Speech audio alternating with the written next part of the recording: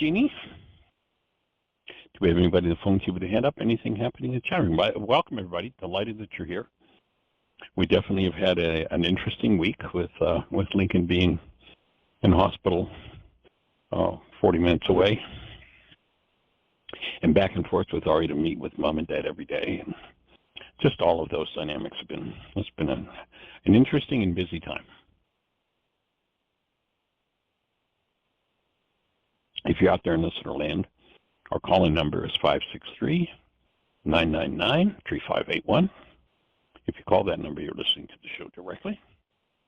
And if you have a question, you push 1, we'll be having a conversation. And it would be a delight to have a conversation.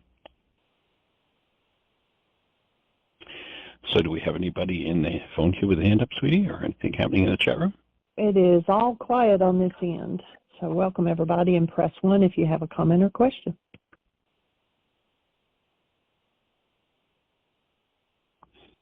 For sure.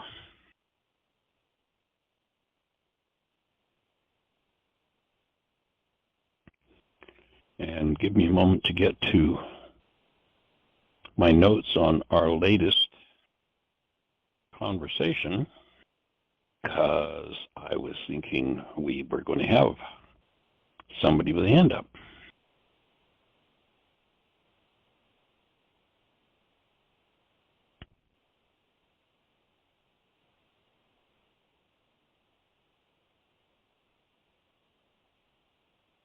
And for some reason,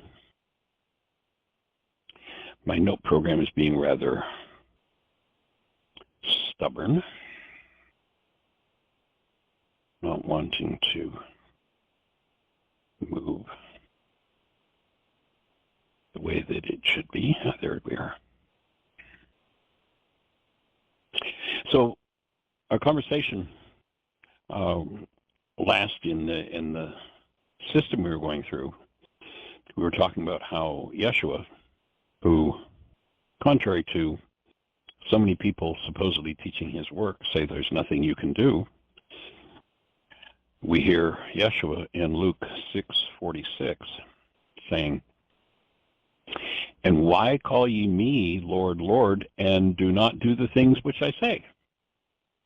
And of course, we hear many in the religious arena today that say, there's just nothing you can do anyway. Well, clearly there's a conflict between that statement and Yeshua, because he's asking people this question. And those who would tell us there's nothing we can do anyway are those who would reinforce weakness and helplessness and force us into a mind we're not designed to live from. And the only reason I can imagine somebody doing that is because they don't know that there is another mind to live from. And that Yeshua was teaching us to return to true mind, the mind we were designed to live in. And we hear the statement made in 2 Timothy 1:7, "For God hath not given us a spirit of fear, but of power and of love and of a sound mind." And this isn't theology. This isn't religious.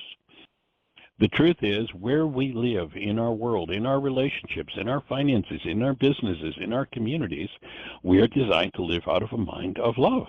Literally a mind connected to the active presence of love.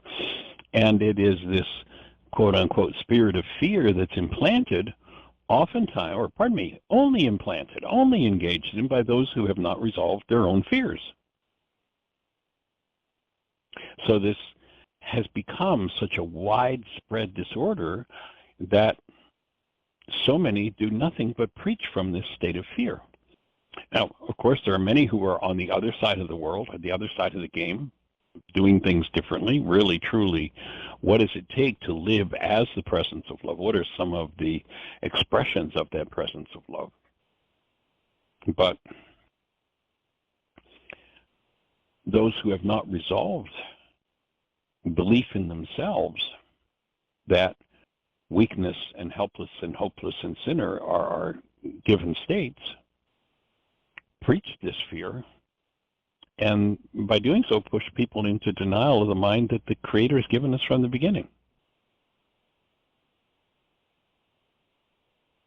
That was the mind Yeshua was dealing with 2,000 years ago. In John 6:26, and you'll remember we started this conversation out of a question. It was, well, from the scriptures, where can we follow this path of healing? How does it unfold? So the alternative to doing one's work is having one's needs met. Care of my needs, then you're going to be my guru. You can fill my hand, you can fill my belly, and that's exactly what Yeshua was dealing with. In John 6:26, he says, he answers, he says, "Verily, verily, I say unto you, you seek me not because you saw the miracles, but because you ate the loaves and were filled." In other words, you're just looking for your own self-centered needs. And in essence, this is the mind that says you're a hopeless, helpless sinner, and there's nothing you can do anyway. The person who believes that, or the person who preaches it because that's the mind they live in. So Yeshua was saying to them, why don't you follow what I told you to do? Because you want your problems fixed by me. You have no desire to follow my instructions, no desire to learn what I'm offering, no desire to change, to do the work I've instructed you to do. Now, some will lie to you and tell you that you're hopeless and there's nothing you can do, but that's not what Yeshua taught. Until one has personally experienced with the mind of love in them, they will tend to push attack, condemnation, guilt, sin, fear, because they've never put their own hand to the plow and have no idea how to support people getting back to the natural mind of love, the mind we were given with in the beginning. I mean, if one knows that that's true, why would one ever speak of fear? What reason would there be to push fear and terrorism? I was actually just processing with someone just before the show, a young man who has been searching, and he came out of a church. And he shared that he had this memory that haunted him all his life of being 5 years of age, being brought up in a church that preached hellfire and brimstone, and he has this remembrance, and he can't tell his parents. At 5, he can't tell his parents because it will mean, in his 5-year-old mind, it will mean that he's being possessed by the devil. The devil's in him. That's what this kid believed at 5. And he's got this terrorist dream of, he's in this flaming, he wakes up and it's fiery and flaming, and there's the devil out to get him. But at 5, he can't tell his parents because they'll believe that he's possessed by the devil. I mean, how insane does it get? And those who have not had that personally experienced, he again addresses them in Matthew 7:22. He says, "Many of you will say to me in that day, Lord, Lord, have we not prophesied in your name? Have we not cast out devils in thy name and done wonderful works? And then I will profess unto them that I knew you not. I never knew you. Depart from me, you that work iniquity." If one is still functioning out of fear, anger, attack, still judging and blaming, stop pretending that you've done the forgiveness work that Yeshua told you to do. All hypocrites must be converted back to the mind of love, the one they were born with, the one each of us was born with, to actually know what Yeshua was teaching. I remember back about, this goes back 30 or so years ago, there was a man who was a fundamentalist preacher who contacted me and wanted to use a page out of the Kabbalah manuscript as a cover for a book he was writing. It's like, well, that's interesting. And he told me a story. He said, I, for 50 years, was a hellfire and brimstone fundamentalist preacher. And last year I had a mental breakdown. And he said, my favorite book has always been the Bible, and I could not even pick it up or look at it for a year. He said I was just totally and completely incapacitated. And then he said one day I was able to pick it up and I started to read it, and it's like, oh my God, this is a book about love, not about fear and helpless, hopeless sinners. And he was writing a book for preachers who were from the church he was from to say, this is not what it's about. and he wanted to use a page of the Kobores as the cover of his book. We each have to give up the drugs of the mind, the fear, the hostility, the attack, and actually doing the work of forgiveness so that we can go back to the mind of love that we were designed with. And, of course, one who has not done the work to go back to that mind is going to pretend to be very holy and will shove that holiness down your throat and will want to control you and everybody else and make everybody else as holy as they are. You know, you take a look at it today, it's expressing in the world as Christian nationalism. Put the words Christian in small letters with big quotes around it because there's nothing Christian about it. But that's the mind who's engaged in that book and hasn't learned yet how to return to the mind they were given in the beginning, the mind of love.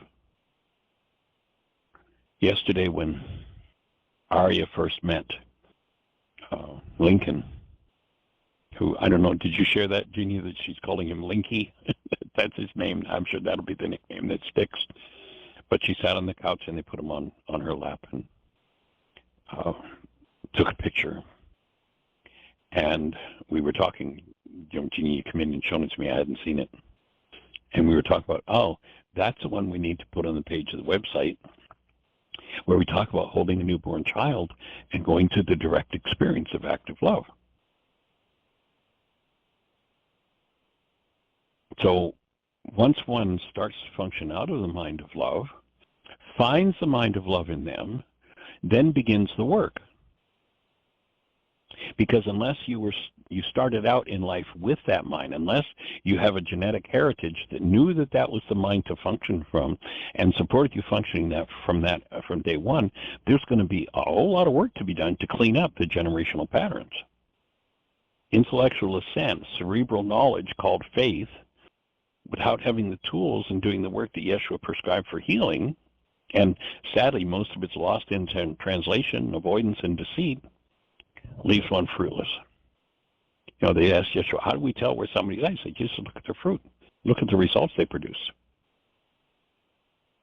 If one is lost in some kind of generational babble, a desert where until the old mindsets are worked through or forgiven, one remains lost or dead to the truth of how to actually forgive the inherited generational patterns that need to be faced and healed, so that one arrives at a place in their lives where they function purely from love, and if something else comes up, they're aware, oh, well, this is something other than love. It's just a piece of work for me to do, rather than having to revert back to the standard of this culture, which is being a card-carrying member of the one world universal religion of blame, that it's all somebody else's fault.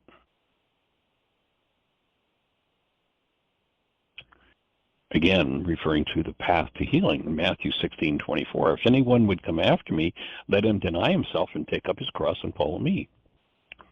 What does this denial of self mean? Remember, there's another passage where he says, in order for you to live, you've got to die. There is a self that is not true. That self is a product of perception, is a product of false ideas, generationally implanted and environmentally reinforced, till we think that this picture in our mind is who we are, that this body is who and what we are. And so one needs to deny that self. And you'll notice he doesn't say, take up my cross. You see people on Easter, you know, I've seen it in many cities over the years. And there are people out there, they've built this wooden cross, and they're out there dragging it and singing about this old wooden cross of Yeshua in order to avoid taking up their own cross. Yeshua's instruction is, you take up your cross. And what does that mean? Whatever it is in your unconscious mind that keeps you from functioning out of the mind you were given, the mind of love, that's your cross. That's the work you must do.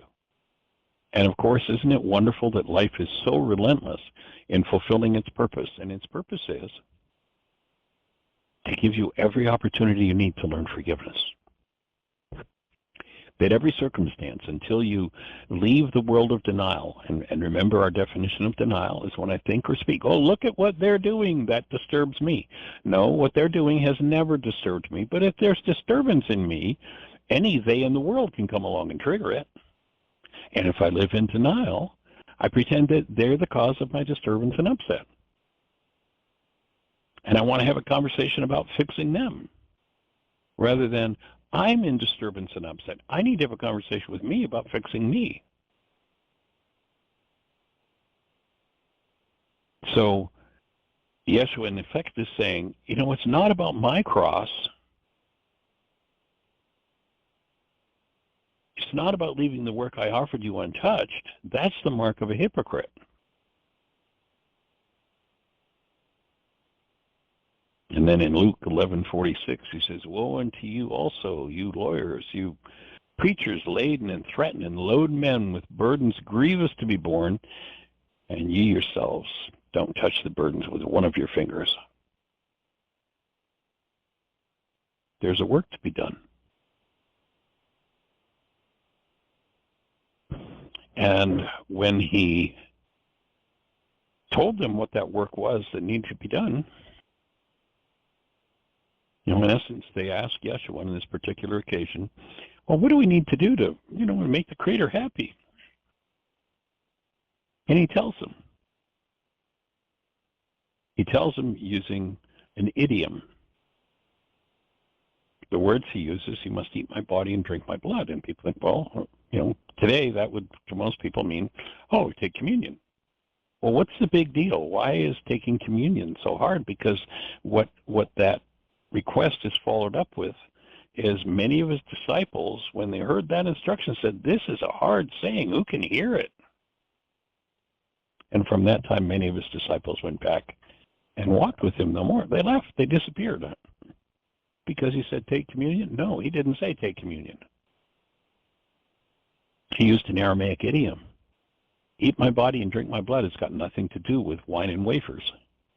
Eat my body and drink my blood is an Aramaic idiom that says you are going to have to fully inculcate the teaching that I'm giving you and emulate the state of active present love that I'm demonstrating for you.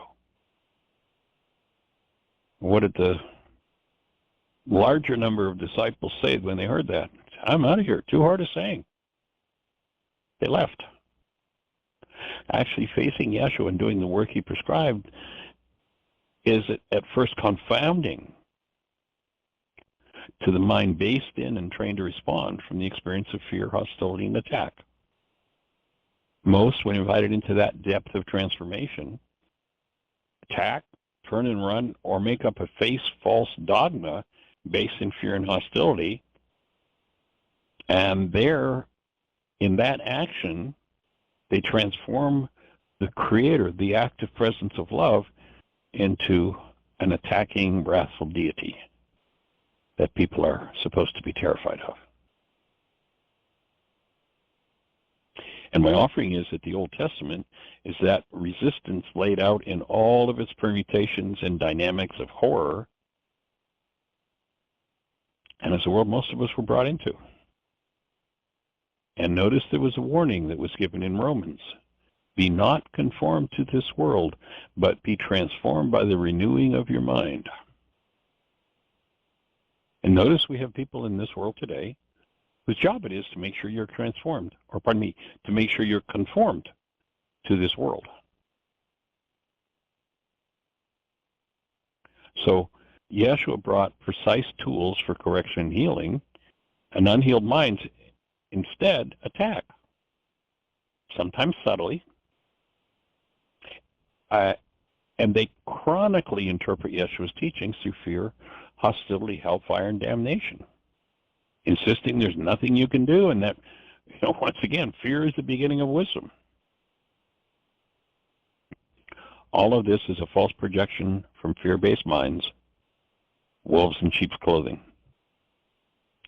The supposed wrathful deity, when seen through the eyes and the ears of eternal truth and a mind fueled by love, is experienced as our Father who is love. When you experience the Creator as that, your human life begins. One experiencing the Creator as something other than that does not have a human life, and therefore their human lives are not reflected in their perceptual constructs. Their non-human generational dynamics are what reflect as a perceptual constructs. In John 14, he says, if you believe what I'm telling you, if you'll integrate, believe, put to work what I'm telling you, the works that I do, you'll do, and greater works than these. But you got to be living as that teaching. And of course, there's that situation which we've talked about many times where Peter is going to protect him outside of Gethsemane, and he turns to Peter directly. He warns Peter that his form of attack is the thing that will result in his own death.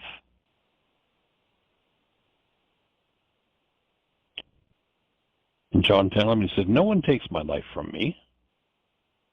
I choose to give it up. And there's a work required for this healing. And what are interpreted, and it's interesting that the words are left in, and it says right there in the text, left in the original Aramaic. The original was Aramaic, folks. Now, there are thousands who will swear, no, it was Greek. Well, why did the Greek text say, we left these words, Eli, Eli, lama sabachthani, in the original Aramaic? Because the original was Aramaic. And the words do not say, as the Greeks translated, out of the fear-based mind.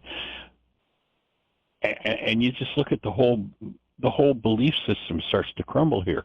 Here we've got, in the Greek mythology, God hanging on a cross saying to God, why have you forsaken me? My God, why have you forsaken me? I mean, how ridiculous can you get? How conflicted can you get? Those words in Aramaic, first of all, the greeting was not my God, as some kind of distant something. It was more like Papa, Papa, and it was said with excitement and enthusiasm. It was said in an embracing tone. Ah, I got it. For this you set me aside. He understood what his mission was at that moment and embraced it fully. Oh, I got it. So the word forsaken, as the Greeks translate it, is similar to the Aramaic word and set aside for a special purpose. So Yeshua says, oh, Father, Papa, Papa, you set me aside. I see what the thing is now. I see it.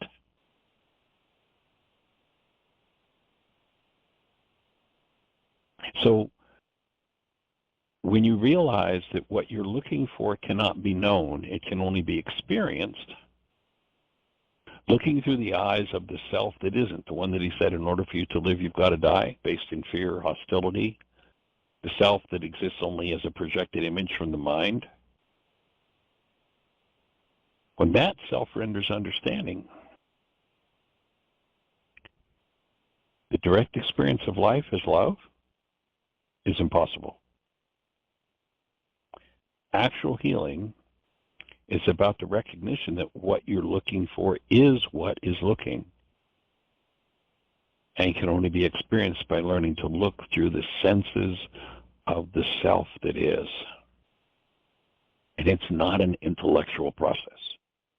Carl Jung, this is a powerful point to make here. He says, as understanding deepens, the further it is removed from knowledge.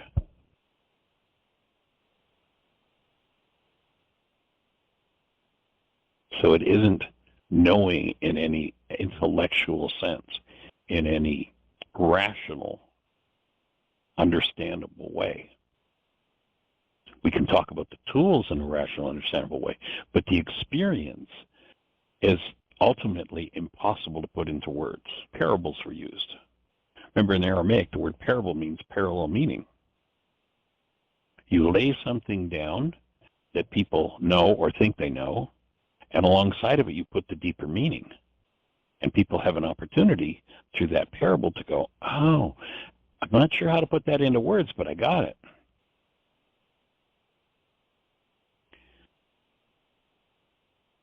So the truth cannot be known. It can only be experienced. And then once it's experienced, the mind's going to make some kind of a feeble attempt to try to explain the experience. That's one of the reasons I think we've got some 32,000 different sects of so-called Christianity. And my offering would be that the reason the attempt to explain it is so feeble is because the experience is so enormous, so profound, that the mind can't contain it, can't comprehend it, or even conceive of it. You know, they spoke of that experience as the eye has not seen nor the ear heard, neither has it entered into the heart of man. So we'll reduce it to puny words that have no shadow of what the real experience is. But if one will take the tools, and this is something that can be done with words, the tools can be described accurately, and if one uses the tools and has support in using the tools, then they'll make the changes and they'll have the experience themselves. So from where I sit, the best definition of love that I've found, and this came to me as I was doing a still point session several years ago, is that life is love flowing through a cell.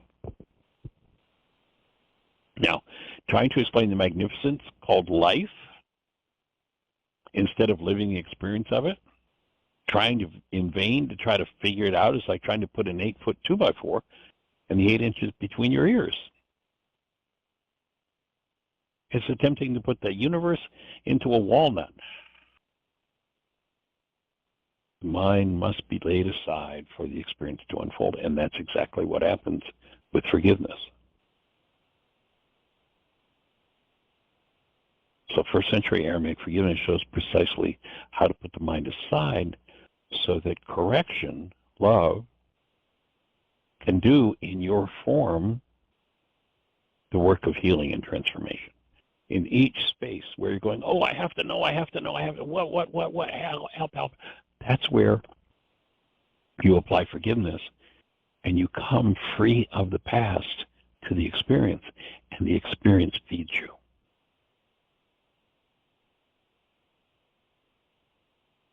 Course in Miracles says it really well. It's come to the Creator empty-handed. I actually think it means empty-headed. Out of your mind. Between your ears, the walnut is just a container. For most, it's tainted, it's diseased by so many forms of fear and hostility. Childhood mistreatment, generational and cultural pain and assaults, grief, rage, hatred, self-deprecation, confusion, and vengeance live unresolved in the minds, nervous systems, and the bodies of most people. Remove what's in the container that blocks the experience of self as love. Correct what is in the walnut that covers over the experience, and you get to show up in your own life. The mind is looking for the correction, but when the false you, the one that Yeshua said, in order for you to live, you've got to die, gets out of the way, then you experience the fact that you are the correction. And when you live from that correction, that is the act of being the presence of love. Fulfillment is automatic.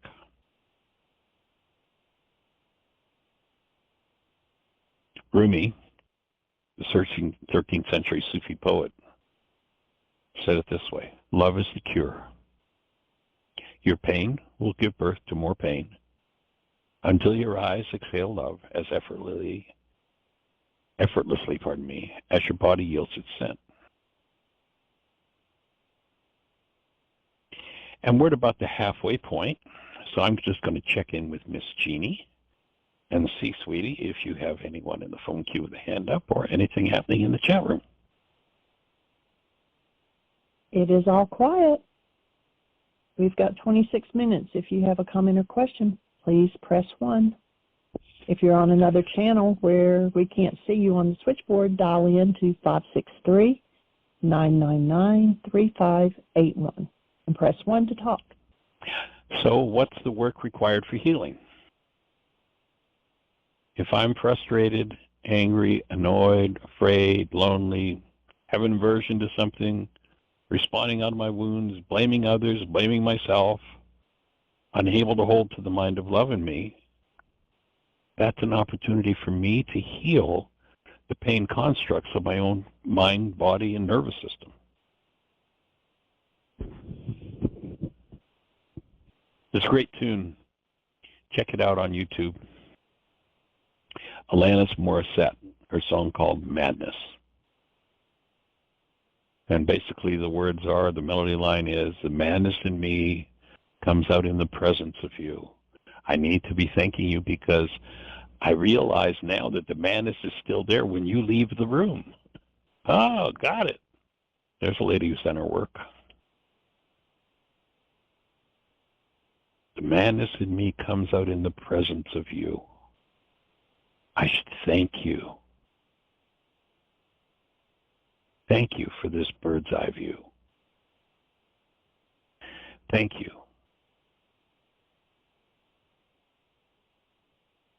So sadly, if I hold unresolved pain or trauma within, it's easy to put the underlying energies of that trauma into my brain's internally constructed perceptual images of others, pretending that they're the cause. In this way, my mind's trauma or pain-based interpretation of events, it appears to be the truth, and that directly leads away from understanding what's really going on. And of course, we can bring in the title of my book here, for what's going on again. So many, if not all of our wounds, and therefore our pain, are rooted in genetically inherited traumas. Literally, multi-generational assaults reinforced through unconscious actions, generation after generation, stored and repeated ad nauseum. Each pain perception appears to be different, but all are based on that hidden dissociated trauma that, when activated, obscures the subtle but permanently available experience of ourselves as our true nature, which is love. And the blocks to the awareness of ourselves as love are never imposed from the outside. They're always internal, and they're removable, they're forgivable. They're the things that need to be forgiven. Of course, they can be forgiven if one has the technology to do so. Sadly, most people don't hang around long enough together, really understand, and or have the willingness to truly apply that technology and face what needs to be faced. So all healing, to return to love, is an inside job, and all perception is autobiographical. The constructs of our minds tell us, first and foremost, what's going on inside of us. Until generational traumas are removed, we're easily tricked into believing the false pictures and perceptions generated by our minds. And as long as we believe that something outside of us is the cause, rather than just the trigger of what's moving within, we inhabit a world of lies. Do not come from seeing something. They come from internally generated energies, all self-imposed. Blamers, those who talk, think, speak about what's going on outside of them when pain is moving inside of them, would do well to understand denial. And denial is the act of thinking or speaking as though something outside our own self is the cause of what's moving on the inside. The act of denial results in instant dissociation, hiding the truth, which blocks the awareness of one's own internal dynamics. And this act of denial results in a totally and completely unnatural condition for a human being. That is an unconscious mind. And if you listen to the psychiatrists and the psychologists today, they'll tell you that for most people, 80, 90, 95, perhaps as much as 98% of their so-called thinking is unconscious. That's a pretty big database to work through. If every pained circumstance leaves us in conversations about what happened out there rather than conversations about what's going on in here.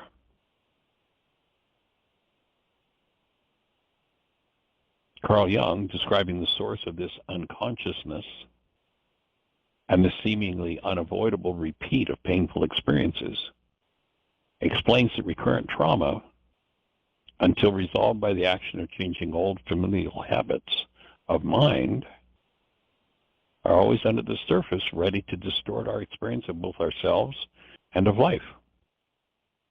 Here's how he says it. Whatever is rejected from self, denial, appears through blame in the world called perception as an event. We meet ourselves and our projections on others time and again in 1,000 disguises on the path of life. Until the unconscious becomes conscious, it will direct our lives, and we will call it fate.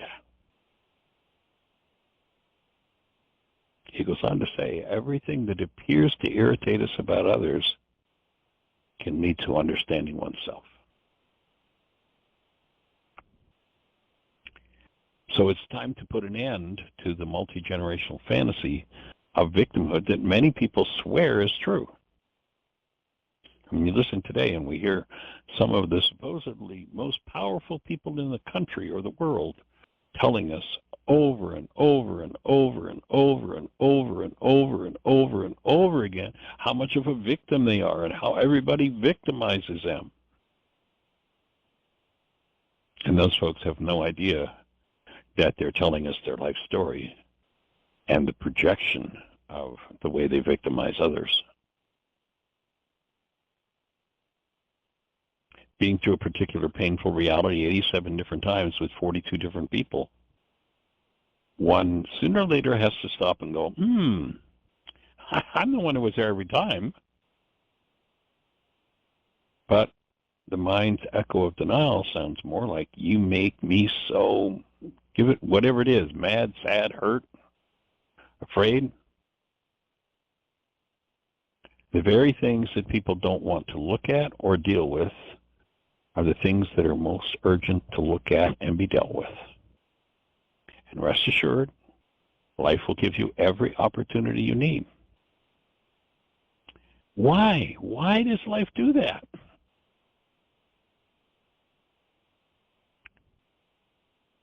Guess what? Guess who's directing the show? You are. Probably the greatest atrocity, you've heard me say this 1,000 times, that's been done to us and that we bought into is if we had hidden from us the fact that we are by nature creators. We are unconsciously directing our own show. And life's purpose, when we dissociate from pain, is to kick us right square in the limitation, to show us what we're holding on to.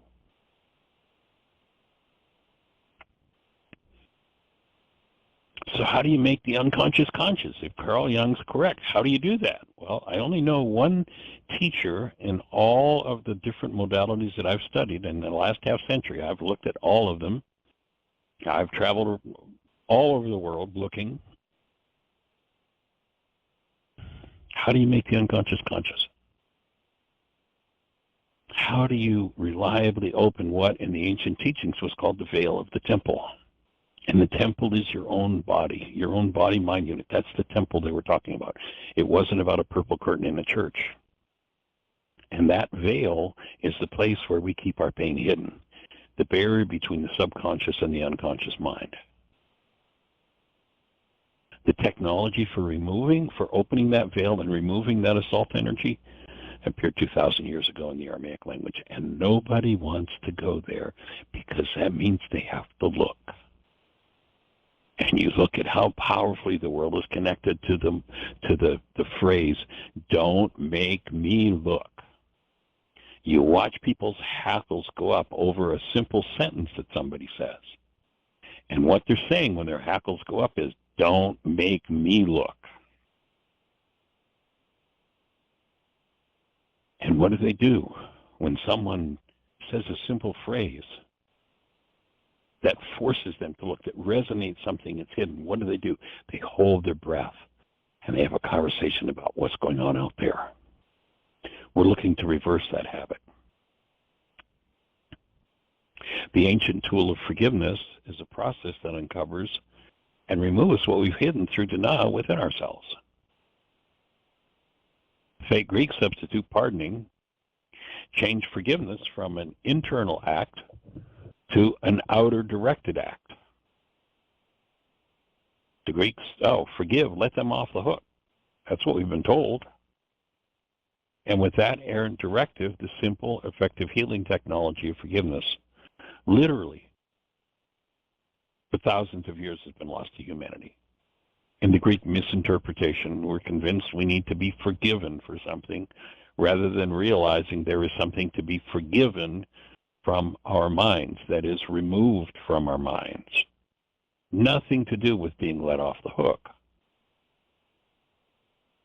So this slippery twist has left millions letting others off the hook for what's generated by their own minds rather than taking responsibility and removing from their minds the projected and hidden, oftentimes generational content that is locked within themselves.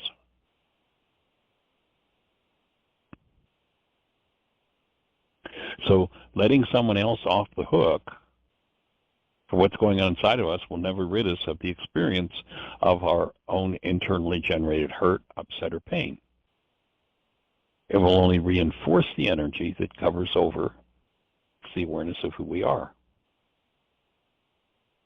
Outer directed acts do not bring correction to internally generated dynamics.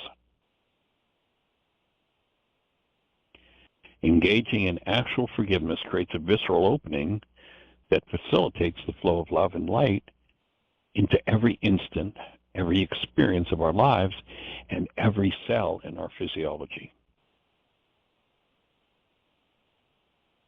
Whatever the dynamic is, alone or lonely, afraid or sad, rageful or hateful, through forgiveness, the space is created for love to flow into a clean and open space within the mind. That's what forgiveness does. It collapses the mind's constructs so there's a clean and open space there. And as a result, there is a transmutation, the removal of the energy behind what causes pain.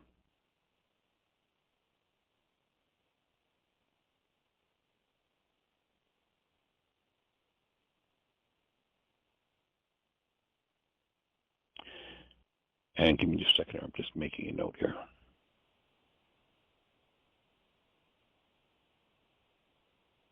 So the objective of this work is to support each and every one of us in confronting whatever generational patterns are within us that create hurt.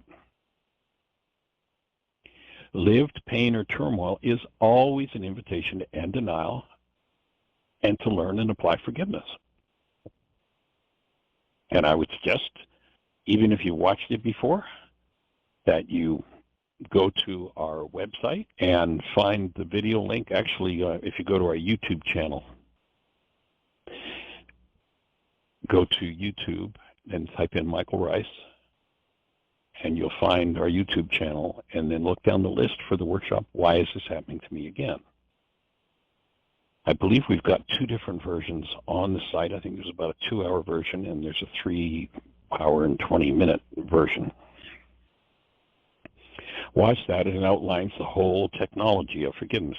If you've watched it 100 times, then what I suggest you do is go back and watch it for your 101st time.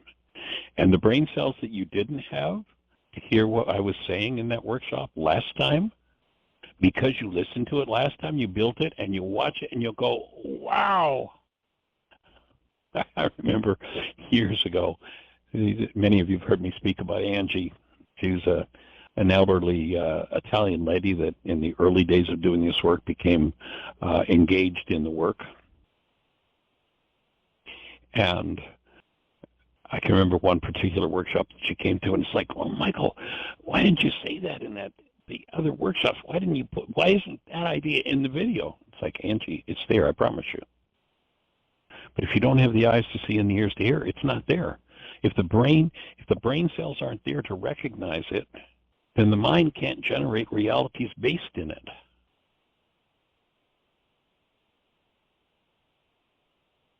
So I suggest you give a listen to Why Is This Happening to Me Again? Or you can go to our website, go to whyagain.org/book, whyagain.org/book, and the book is there free to download in at least 9 languages. We can't sell you one. It's out of print, unfortunately. You can usually find rather inexpensive copies of the book on either eBay or in Amazon. Fortunately, way back, and the book was published, almost 30 years ago now. But when it was in print, we sold enough copies that it's still hanging around 30 years later, available on both Amazon. Actually, I buy quite a few copies every year to give away. So go to Amazon and look for Why Is This Happening to Me Again? Go to eBay and you'll find the book there. So the bottom line is that, it's 10 minutes to completion. It's 1:50. And so in case we've aroused any questions, I'm going to just check with Jeannie, sweetie, and see if there's anybody out there with a hand up in the phone queue or anything happening in the chat room. It's all quiet still, and we have 9 minutes. Mm-hmm.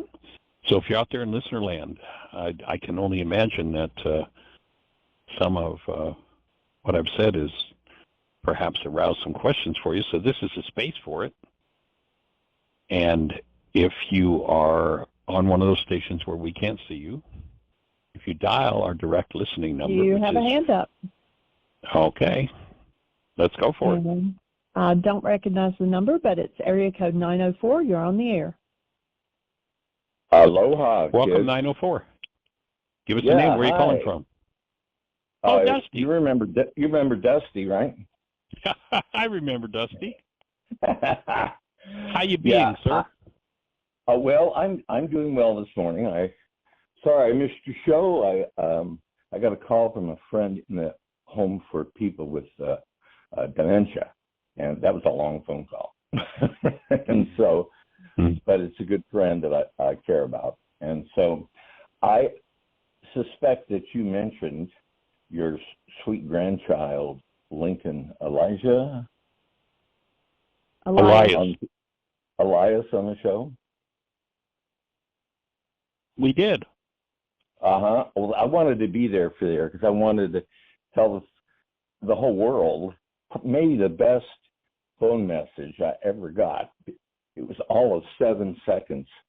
Was you two higher than a kite, and the whole thing was like a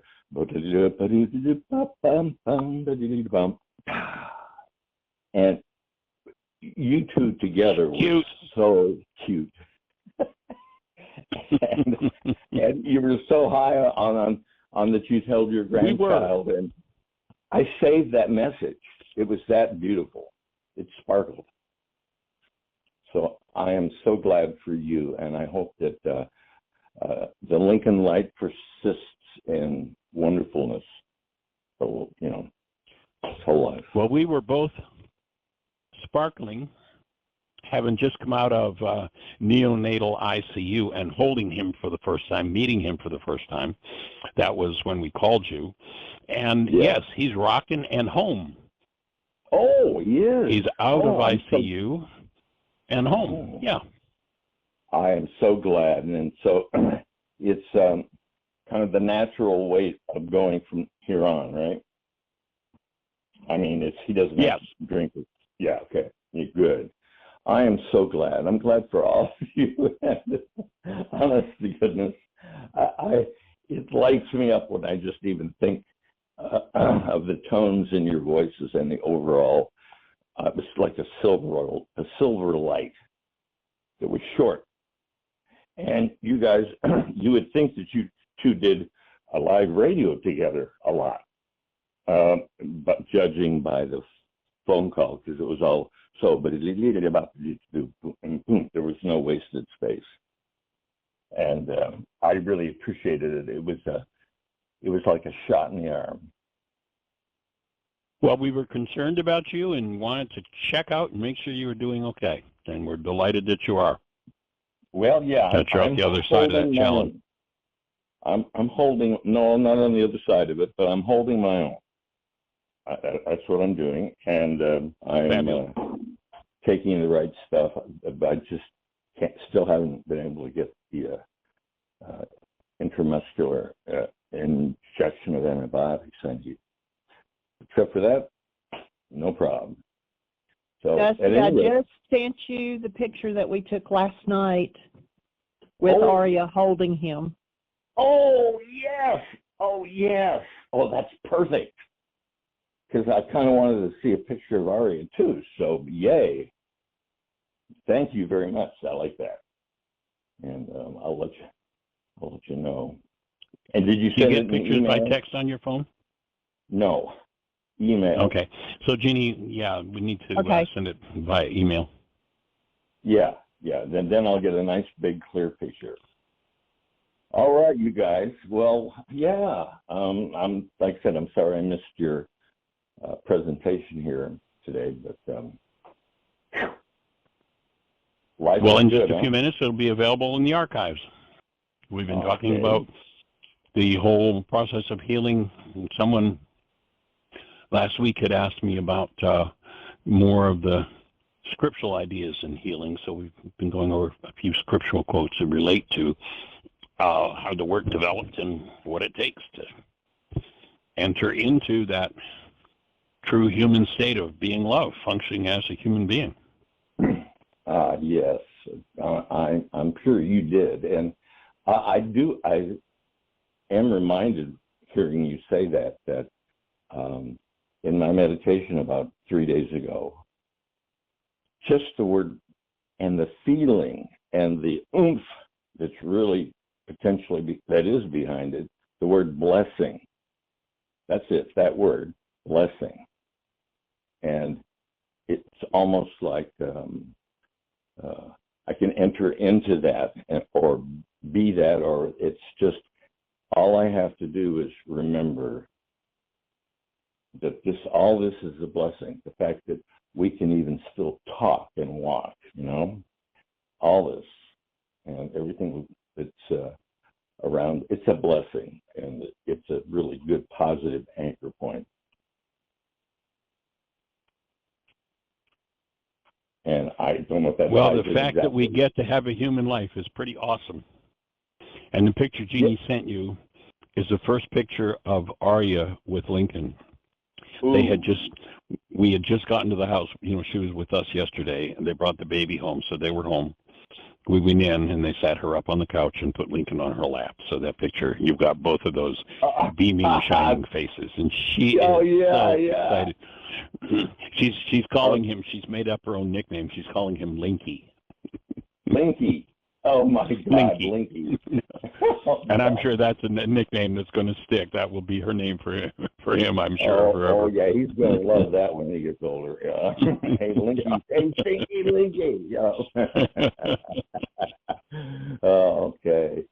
Well, listen. I love you guys, and anybody listening. Blessings for all. I need to shag here. All right, my friend. You have a blessed one. Appreciate you too.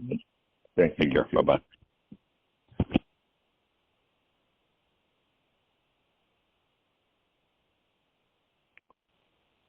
All right. We have 2 minutes.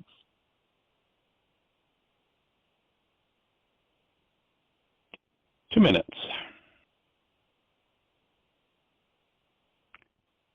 So do we have anybody out there in listener land that has a 2-minute comment for us? Otherwise, let's just join in taking a deep breath together.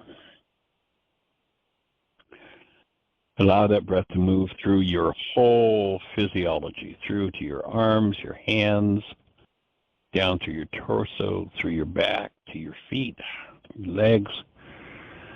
Just feel the impact of that breath as you breathe in. Allow yourself to be aware of how that breath enters through your whole structure.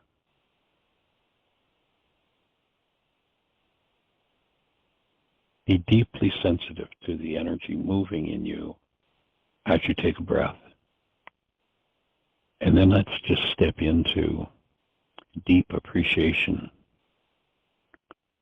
for this ability to breathe, for this ability to experience our human lives, and for our ability to be able to extend presence of love, our human lives, out into the world.